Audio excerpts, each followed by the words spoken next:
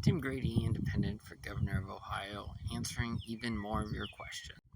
First, I want to say that I have noticed that most of the questions are trying to determine if I'm a member of your tribe, and let me assure you, I am not a member of your tribe. I am genuinely a political independent for ideological reasons. I don't fall well on the political spectrum, and many don't. Everyone is going to find something to like about me, everyone is going to find things to hate about me, but I'm forging a different path, and it's for everyone to decide whether it's one they want to go down. So, the question is, who did I vote for in the last 3 presidential elections? Good question. 2016 was actually the first presidential election I was eligible to vote for. Initially, I was a Bernie Sanders supporter. Well, actually, that's not true. Initially, I was a Lawrence Lessig supporter, but he kind of got screwed on the debates. There were many things I didn't like about Bernie politically, ideologically, but he was certainly anti-establishment, and I would have liked to see that sort of shake up within the Democratic Party. After it came down to Clinton and Trump, I did like Gary Johnson.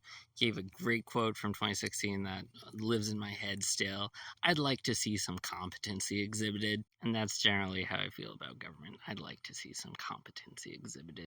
But about a week out from the election, I thought it could be pretty close between Trump and Clinton, and I saw Trump as this, bad for America, anti-democracy, kind of cretin creep, not great guy, and I didn't want to be responsible in any way for him being elected, so I voted for Clinton in 2016. And in the end, Ohio wasn't even close, so kind of a wasted vote there, but I live with it. In 2020, all the way back in, I think, October 2018, I heard about Andrew Yang. I immediately got on board his campaign. He was my candidate.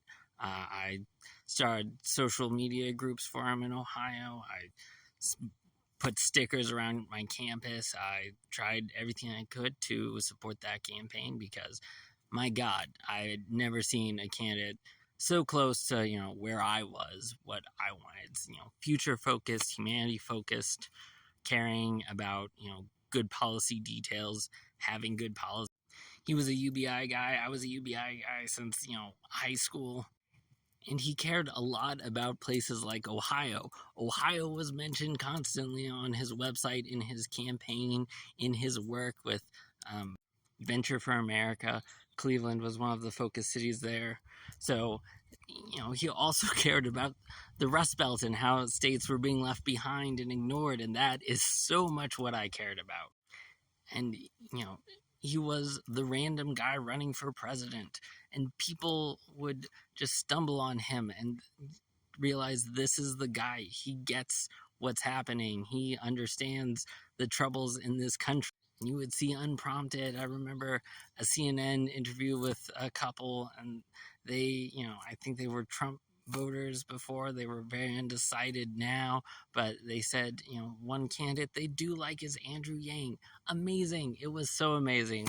It was a great ride that, come from nowhere, and eventually he was polling in 5th and 4th, and of course the news stopped reporting who was polling 4th the moment he became 4th and just did top 3. But that's okay. The system can be rigged against you if you just keep fighting, and that's what the Yang Gang did. I was very proud of them. Obviously, I think Iowa was a miscalculation. Probably should have gone all in on New Hampshire, but it was a crazy year, a crazy campaign, and Yang took it way further than anyone could have ever expected, and you should absolutely be proud of that. After Yang dropped out, I don't really remember caring about who nominees were or who I was planning on voting for. I watched the Libertarian Convention. It was very entertaining, but I wasn't excited about Jo Jorgensen.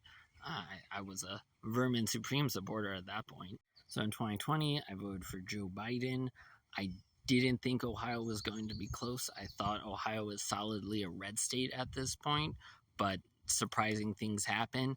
And once again, I was not going to risk, feeling any sort of responsibility for getting Donald Trump elected. In fact, I was going to do everything I could to try and stop him from being elected. And that's still where I. In 2023, I joined Forward. I wanted us to be working towards, ballot access to allow a third-party presidential candidate to give people a real choice besides Biden and Trump. That wasn't the strategy of Forward. No Labels was active at the time. I didn't really love what No Labels was doing. Their strategy towards, hey, let's find the generic, also octogenarian Republican and Democrats and run a joint ticket. It's an okay idea. But they weren't really building a better politics, and that's what I cared about.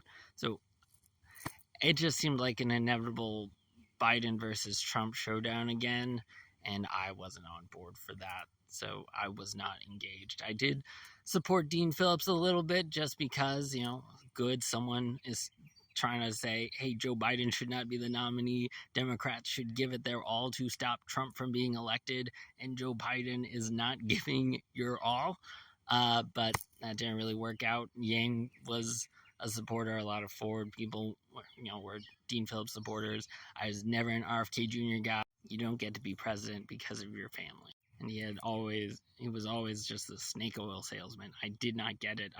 He tainted the independent movement so much when he left the Democratic primary to run independent. It was not great. But then Biden bombed at the debate, and someone tried to shoot Trump, and then eventually Biden dropped out. I was hoping for, finally every political fan's dream, a contested convention.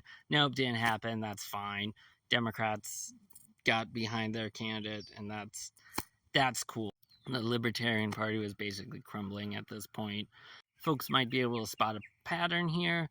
Yeah, in the end, I voted for Kamala Harris because I am not going to be responsible for Trump and the terrible things he promised to do.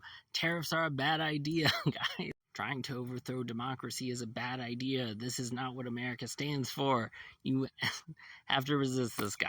The pattern you'll see here is that I am never Trump. And my whole voting life, he is the only candidate Republicans have ever run.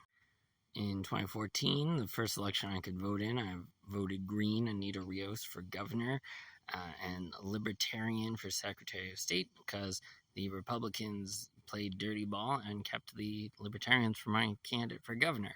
In 2018, I voted Libertarian for governor. Travis. In lower offices, I voted write-in, Libertarian, Democrat, Republican, Independent, probably no other Greens. I favor the underdog. I favor greater representation, greater choice, but not if they're crazy.